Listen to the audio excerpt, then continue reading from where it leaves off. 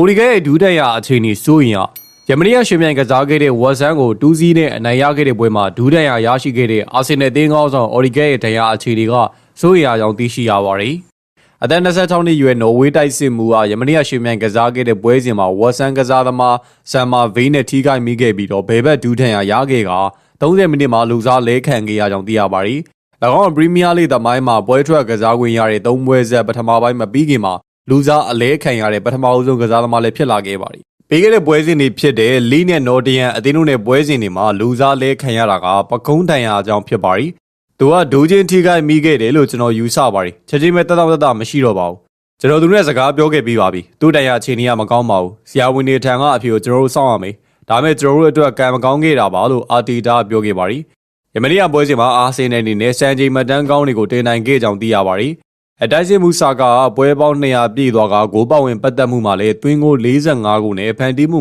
55ခုထိရှိလာကနီးပြဒေတာအခုပွဲမှာအာဆင်နယ်အသင်းကိုကင်တွယ်မှုပွဲ300ပြည့်ခဲ့ပြီးတော့နိုင်ပွဲ189ပွဲရှိခဲ့ကြောင်းလည်းသိရပါတယ်။